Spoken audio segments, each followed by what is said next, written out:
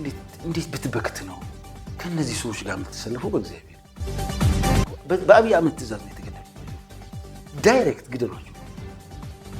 ብልጽግና እውቅና ሰጠው አልሰጠው ምን አባቱ ሳልኩት እውቅና ይሰጣል አይሰጥም?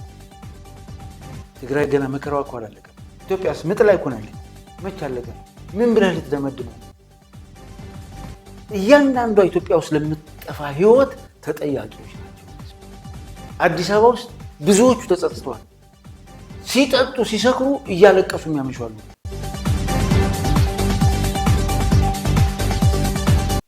አንተ እንዴት ብትበክት ነው ከነዚህ ሰዎች ጋር የምትሰለፈው? በእግዚአብሔር ስዩም መስፍን እኮ ትልቅ አባት እኮ የኢትዮጵያ አባት እኮ አን ኢንተርናሽናል አምባሳደር ሂዝ ስማርት ማይንድድ አንብበን ከሱ ብዙ የምንማርበት አባት እኮ ነው የነበረው። ቻይና እኮ በስዩም መስፍን እኮ ነው ወደ ኢትዮጵያ የገባችው። ይህ ሁሉ ልማት ፎሬን ዳይሬክት ኢንቨስትመንት ለኢትዮጵያ በዶላር ያመጣ አባት እኮ። ይህን አባትህን የአምባሳደሮች ታሪክ ላይ የምታነሳ ሀገር የሚያነሳ ወራዳ መሪ ጋር ምን አለ አንተ? እስኪ ንገረኝ። ለአንተ ሲሉ ዋጋ የከፈለ አባትህን ይህ ሁሉ ዓመት አገልግሏት 17 ዓመት ታግሎ በአምባሳደርነት ደግሞ ተአምር የፈጠረላትን ስዩም መስፍንን ፎቶ መስቀል የተጸየፈች አገርና አመራር ጋር ምን አለ? እስኪ ንገረኝ። አንድ ሀገር አንድ ስዩም ለመፍጠር ቢያንስ የ60 ዓመት ኤክስፒሪየንስ ያስፈልጋል። እሱን ከታደለች ስመኛውን በጠራራ ፀሐይ ከበላ ነውረኛ የባለጌ ስብስብ ጋር ምን አለ?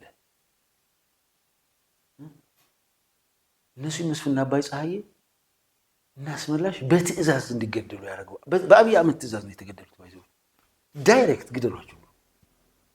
አባዱላ ገመዳ በተለይ ባስመላሽ ሞት ተጣርቶታል። አይነ ስውር ነው። እንዴት ግደሉት ትላለህ? ነውር ነው ያደረገው። አስብ። አባቶችን ጓደኞቻቸው እኮ ነው። ለነጻድቃን እኮ ጓደኞች እኮ ናቸው።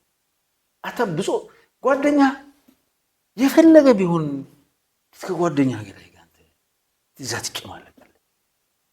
ከዛ አማካሪ ሆነ። ከዛ ሶስት ህወሓት ነው ያለው አለ።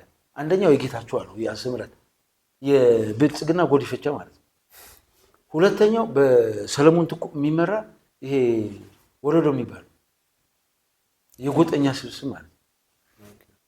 ይሄም የብልጽግና ጎዲፈቻ ነው። ሶስተኛ በደብረጽዮን የሚመራው አለ። ስለዚህ በደብረጽዮን የሚመራው በፌዴራል መንግስት እውቅና የለውም ማለት ነው። እነዚህ ግን እውቅና ያላቸው እኔ የማውቀው አንድ ህወሓት ነው። የትግራይ ህዝብ የሚያውቀው አንድ ህወሓት ነው። ጻድቃን አትዝረክረክ። ትልቅ ምሳሌ በወረድክ ቁጥር ራስህ ነው የምትዋረደው። ትግራይ ውስጥ አንድ ህወሓት ነው ያለው።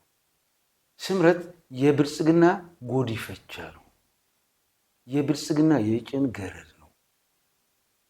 የትግራይ ህዝብ ገዳይ ነው።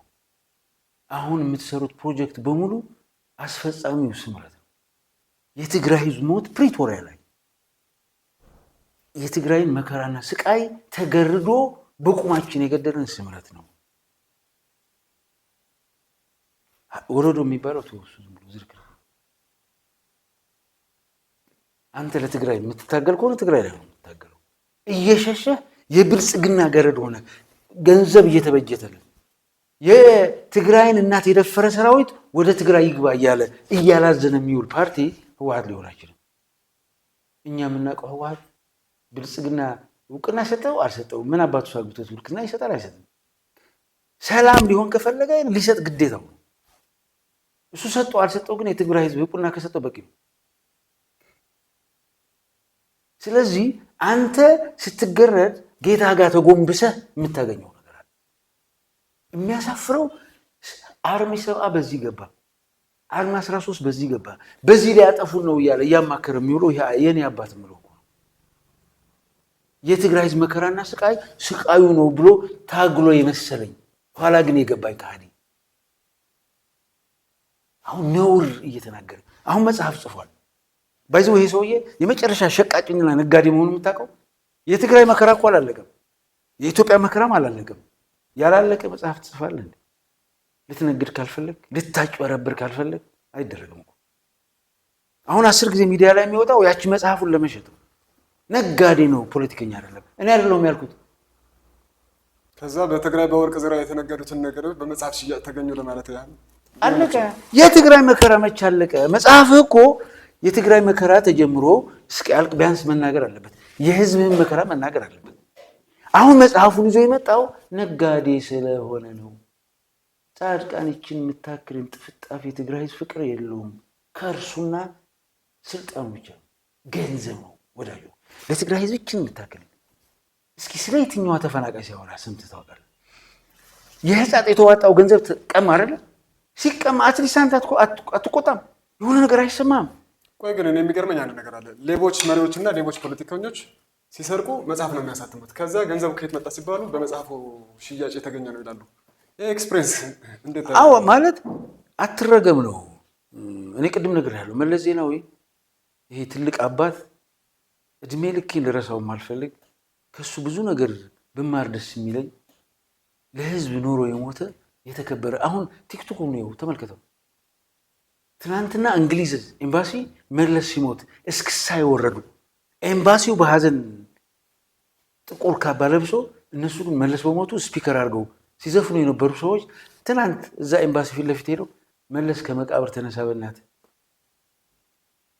አየህ ስትደነቁር ኋላ ነው የሚገባ። ዛሬ ፌስቡክ የፈለከው ቦታ ላይ ገባ። ሁሉም ሰው መለስን ሲያስታውስ ነው የምታየው። ለምን? አባት ነዋ። አባት ደግሞ እኮ ያጠፋል፣ ምን ችግር ነው?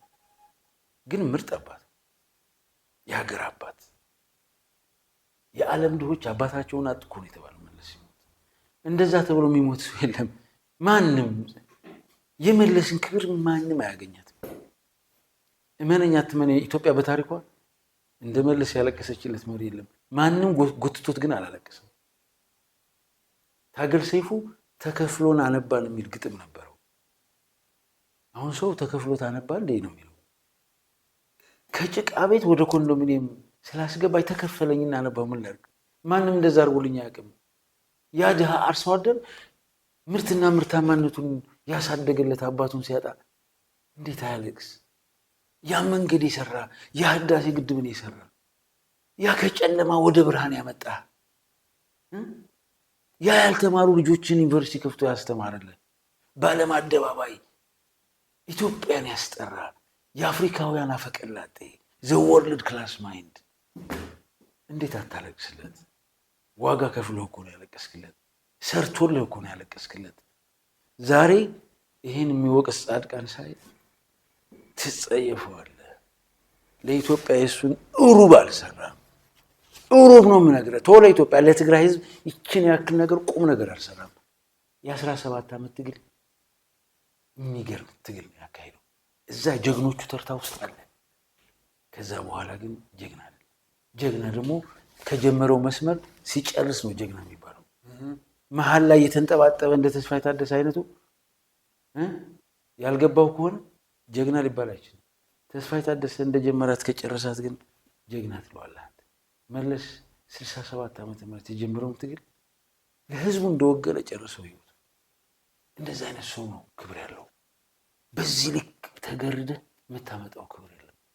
አንዳንዴ ለጓደኞች ሰጠው ቅድስና እንዴት ነው የሚሰጠው? ለምንድን ነው ሰው ቅዱስ የሚባለው ይላቸውና ሲሞት ነው። አንዳንድ ጊዜ ሰው በህይወት እያለ የቅድስና ማዕረግ አይሰጥም ይባላል። ለምን ቢባል በህይወት እስካለ ድረስ የቅድስና ማዕረግ ከሰጠው በህይወት መኖር ለማፍረስ ምክንያት ሊሆን ይችላል። ያ ቅድስናውም ሊያፈርሰው ይችላል። ስለዚህ ቅድስና የሚሰጠው ከሞትኩ በኋላ ነው። አብዛኛው ጊዜ የጀግኖች መገለጫ ለተሰለፉበት ዓላማ እስከ ጨረሱ ድረስ ጨርሰው ካለፉ በኋላ በጀግና ይጠራሉ። ለዛ ነው አንዳንዴ ጻድቃንን መማር ያለበትም ብለው ይሄንን ነው። ለምሳሌ ጀግና ለመባል ጀግና ሆነ የሰራሃቸውን ሲዝኖች ብቻ አይደለም ማየት ያለበት፣ ጀግና ሆነ መጨረስን ያስፈልጋል። ጀግና ሆነ እንድትቀጥል። ካልሆነ ግን ቅድስና በህይወት ላለ ሰው እንደማይሰጥ ሁሉ ጀግንነትም በህይወት ላለ ሰው የማይሰጥበት ምክንያት እንደ ጻድቃን አይነት ኤክስፒሪየንስ ሊመጡ ስለሚችሉ። አማራ ምን ይላል? አፌ ቁርጥ ይበልልህ ይላል። ጥሩ ነው የተናገርከው። ምን ልል ፈልጌ ነው፣ በጣም አንተ ስትጀምረው ልትጨርሰው፣ ላትጨርሰው አትጀምረው። ጀግንነትም በመጨረስና ባለመጨረስ ነው ያለችው። ተስፋዬ ታደሰ ደክሞት ከሆነ ደክሞኝ ነው የሚለው። በቃ መዝረክረክ የለበትም። ያችን ጀግንነት ከፈለጋት ማለት ጀግና እኮ ሊደክመው ይችላል። ግን ዱላ ቅብብል አይደል? አቀብለው ግን መሄድ አለብን።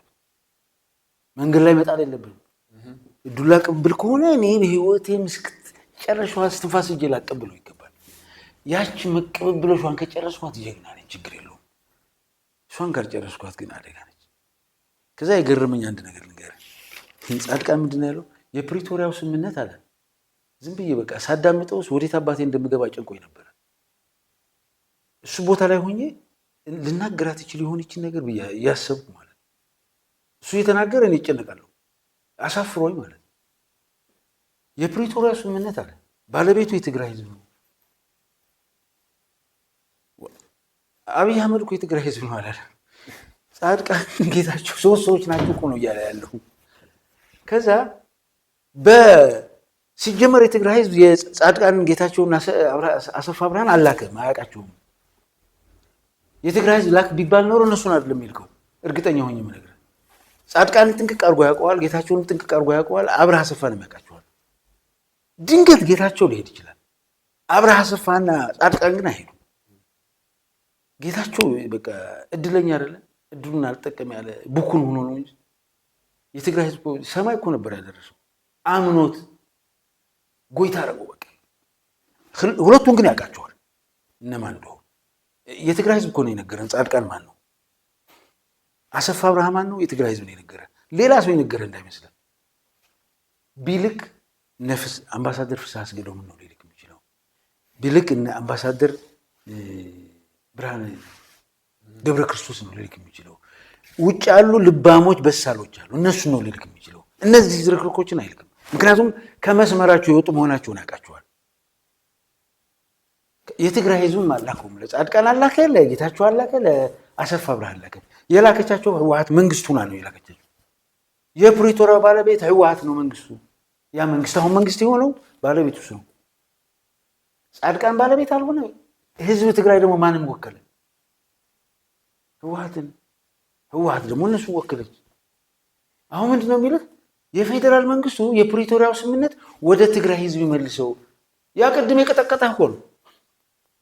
ዛሬም ይሄን ህዝብ ካላጠፋው እያለ በነ ጻድቃን ተላላኪነት ሊያፈርሰን እየሞከረ ያለ እሱን ይመልሰው ብሎ ለእኛ ሊነግረን ሲሞክር፣ ከዛ መጽሐፍ ደግሞ ጽፏል። የሚያስቀው ምን ሊጽፍ ይችላል? እንደዚህ አይነት ሰው ውርደት ነው ሊጽፍ የሚችለው። በተአምር ታሪክ ሊጽፍ አይችልም። ኔቨር ኢን ዘ ሂስትሪ ታሪክ፣ ያ እውነተኛ ታሪክ እንደዚህ አይነት ሰው ሊጽፈው አይችልም። እንደዚህ አይነት በስልጣንና በቂም የታሰረ ሰው እኔ ትግራይን ሳልመራት እነዚህ ሰዎች ሳይሞቱ ዓለም አትጨልም የሚል ሰው በ78 ዓመቱ በተአምር ታሪክ ሊጽፍ አይችልም። ታሪክ የምጽፈው ከእውነት ጋር ከታረቅ ብቻ ነው። ተስፋዬ ታደሰ ከእውነት ጋር ስታረቅ የራሴንም ንፍጥ እጽፋለሁ። ቆሻሻ ነገሬን ማለት የተሳሳትኩትን የወደቅኩትን። ጻድቃን የስልጣን ዛር የተጠናወተው ሙጫ ዜሬ ጋር የሚጫወትበት ሰው መሆኑን እዛ ታሪክ ላይ ሊጽፍ አይችልም። እኔ አሁን ጽፍ ያለው መጽሐፍ ምናምን የሚለው ለእኔ የነጋዴ ባህሪ ነው። እዛ ላይ የማነበው ነገር በሙሉ አንድ ተራ ነጋዴ ሊያተርፍ የጻፈው የቅጥፈት ታሪክ መስሎ ነው የሚሰማኝ። ሰው ታሪክን ስትጽፍ፣ አንተ መጽሐፍን ስትጽፍ ከእውነት ጋር ታርቀህ ገባህ? ያንተን ብልሹነቱን ተቀብለህ ለብልጽግና መገረድህን የትግራይን ህዝብ ልታጠፋ ፕሪቶሪያ ላይ ማንም ሳይፈቅድልህ በስልጣን ዛረህ የትግራይን ህዝብ በቁሙ እንደገደልከው ታሪክ ጻፍ። ይሄ ነው ያንተ ታሪክ። ከዛ ውጭ ሌላ ታሪክ ሊኖረው አይችልም። ጻድቃን የትግራይን ህዝብ በቁሙ መግደል ነው የሱ ታሪክ። ያ ስልጣን እጁ ላይ የነበረ ህዝብ ምክር ቤቱን አፍርሶ ከትግራይ ህዝብ ስልጣን ቀምቶ ለኤሊት ሊሰጥ የሞከረው ነው ጻድቃን። ይሄ ነው የሱ ታሪክ። የትግራይን ህዝብ በአካባቢ ከፋፍለ መበተን፣ ይሄ ነው የጻድቃን ታሪክ። አለቀ። ህፃናት ልጆችን በረሃ አውጥተህ ህይወታቸውን እንዲያጡ ምንም ትርጉም ለሌለው ነገር፣ ይሄ ነው የሱ ታሪክ። ይሄ እዛ መጽሐፍ ላይ ከተጻፈ ልክ ነው። ከዛ ደግሞ ታሪክ የሚጻፈው ሲያልቅ ነው። ትግራይ ገና መከራዋ እኮ አላለቀም። ኢትዮጵያስ ምጥ ላይ እኮ ነው ያለችው። መቼ አለቀ? ምን ብለህ ልትደመድመው? አንጠልጥለህ ልትተወው? ስለዚህ እኔ በጣም አሳፋሪዎች ናቸው። ከዛ ይሄ ሁሉ ፑሽ የሚያደርጉት ደግሞ ለአውሮፓ ህብረት በለው ለአሜሪካን ኤምባሲ እነዚህ ሰዎች ናቸው። በጣም የሚያሳፍረው በእኛ ላይ ፕሪቶሪያን አይናቸው እየቀደደ እኮ ነው እያዩት። እነዚህኞቹ እሺ ስለተገረዱ ነው። የአውሮፓ ህብረትና የአሜሪካ ኤምባሲ ሃው ኦን ኤርዝ unexpected from the ambassador Masinga, unexpected from European Commission representatives, because all what they write there is against the core principles of the European Union. The same is true Masinga did.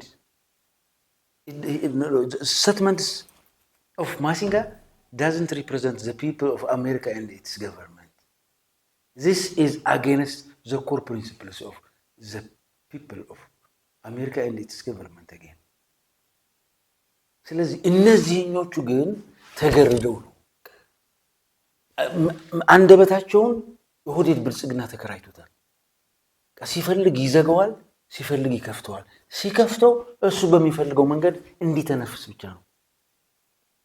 አሁን እዛ አዲስ አበባ ያሉት ሰዎች ከዚህ ከትግራይ የሄዱት የብልጽግና ወዶ ገቦች ማለት ምርኮኞች ለመጀመሪያ ጊዜ እኮ ነው ራሱ በማረከው ምርኮኛ የተማረኩ ሰዎች ያዩ። ራሳቸው በማረኳቸው ምርኮኞች በፈቃዳቸው የተማረኩ የውርደትና የስንፍና ጥጎች ማለት ነው። እነሱ ቢናገሩ ነውር የለውም። ሄደው ሎቢ ቢያደርጓቸው ያው ገንዘብ መስጠት ነው። እንደዚህ አይነት ሰነፍ ሰው ህዝቡን የካደ ሰው ለኢትዮጵያ ህዝብ ምን ይጠቅማል? እስኪ ንገረኝ። የአማራ ህዝብ ይህ ሁሉ መከራ እየደረሰበት ፋኖ ይህ ሁሉ መከራ እያየ እየታገለ የህዝቡን ህልውና ያላረጋግጥ አንድ ቀን ተንፍሶ ያውቃሉ? እነዚህ ሰዎች ለትግራይ ህዝብ ያልሆኑ ለአማራ ህዝብ ሊሆኑ አይችሉም። እንደውም በአማራ ህዝብ ላይ አሁን እየተደረገ ላለው ጭፍጨፋና ግድያ ተጠያቂዎች ናቸው። የአማራ ህዝብ ሊታገላቸው ነው የሚገባው። ኦሮሚያ ክልል ውስጥ እየተደረገ ያለው የሁሉ መከራና ስቃይ አካላት ናቸው። እነሱ ፓርት ኦፍ ዛት ናቸው። ግማሾቹ አማካሪዎች የኦህዴድ ብልጽግና ጠቅላይ ሚኒስትሩን አማካሪ፣ ግማሾቹ ለወታደሮቹ አማካሪዎች ናቸው። እያንዳንዷ ኢትዮጵያ ውስጥ ለምትጠፋ ህይወት ተጠያቂዎች ናቸው እነዚህ ሰዎች። ለትግራይ ህዝብ ያልሆኑ ለማንም ሊጠቅሙ አይችሉም። እነዚህ ሰዎች የኢትዮጵያ ህዝብ የትግራይ ህዝብ የተጸየፋቸው ጽዩፋን ናቸው። እኔ ሁኔታን ነው የምነግርህ። አዲስ አበባ ውስጥ ብዙዎቹ ተጸጽተዋል። ሲጠጡ ሲሰክሩ እያለቀሱ የሚያመሻሉ። ከእነሱ ውስጥ ነው የምነግርህ። እየወጣች ሚዲያ ላይ የምትዝረከረከው ዋሽታ። እንደውም እንዳደግንበትም እንደተማርነውም እኮ በክርስትና እምነት ምን ይላል? ወንድሜን አልወደውም እግዚአብሔር እወዳለሁ የሚለውን ውሸታም ነው ይላል። በመጽሐፍ ቅዱስ በግልጽ ውሸታም መሆኑን የተጻፈው ይሄ ሰው ብቻ ነው። በአጠገቡ ላለው ወንድሙ ሳይወድ እንዴት ነው ሰማይ ላለው እግዚአብሔር የሚወደው ይላል። እነዚህ ውሸታሞች ካልሆኑ በስተቀር የትግራይን ህዝብ ለኛ ካልወደዱ እንዴት ነው የኢትዮጵያን ህዝብ ሊወዱት? ለዛም ዋጋ ለከፈለልህ ህዝብ ነው የምነግርህ። አሁን ወጥቶ የሚዝረከረኩት እኔ እውነቴን ነው የምነግርህ። ስጋ ብጾት ነው የምልህ። ስለዚህ በነዛ በተሰዉት ልጆች ነው የምልህ። ማታ ሰክረው እያለቀሱ ነው የሚያመሹት። ይነግሩናል እኮ እየየ ትግራይ ናፍቃቸው፣ የትግራይ ህዝብ ናፍቋቸው መጠተህ ይቅርታ ለዚህ ለባም ህዝብ ይቅርታ ማለት እንዴት ያቅታችኋል? እዛ ልትዝረከረኩ ያላፈራችሁ ህዝባችሁን ይቅርታ ብላችሁ ወደ ኖርማል ህይወታችሁን መመለስ እንዴት ያሳፍራችኋል? እንዴት ትልልቆች አይደላችሁ እንዴ? ምን ነካችሁ? ለብልጽግና ተገረዳችሁ። አፋር ህፃናትን ይዛችሁ ወጣችሁ በሚዲያ ስትናገሩ ያላፈራችሁ እሱ እኮ ነው የሚያሳፍረው። እሱ እኮ ነው ነውር። ወደ ቤት መጥተህ ለህዝብ አጥፍቻለሁ፣ በድያለሁ፣ ይቅር በለኝ ብለህ ተናግረህ ተኝተህ ማደረም የት ይገኛል? እሱን ብታረጉ ነው የሚሻላችሁ። እየወጣችሁ አትዝረክረኩ። ሰውየው በዓለም ቁጥር አንድ የሚንቀው እናንተ ነው። ጓደኞቻችሁ እዛ እናንተ ጋር ይጠጡ የሚያመሹ ይነግሩናል እኮ። ማታ መጥቶ ሲያጣቸው እነዚህ ከትግራይ የመጡ ውሾች የታሉ እስኪ ጥሯቸው ነው የሚላቸው። ከዚህ በላይ ውርደት አለ? በእኔ ሞት እዚህ ሰማይ ሰቅለው የነበረ ወንድም በዚህ ልክ በራሱ ችግር ተዝረክርኮ መጫወቻ ከመሆን በላይ ምን አለ? ለህዝብ መጥተህ ይቅርታ ጠይቀህ ተኝተህ ማደር ግን መታደር ነው። እሱን አድርጉ ወንዶች ከሆናችሁ። ጊዜው አልቋል። አውሮፓ ህብረት ጋር ሄዳችሁ ኤምባሲ ጋር ሄዳችሁ ምን የምታመጡት ነገር የለም።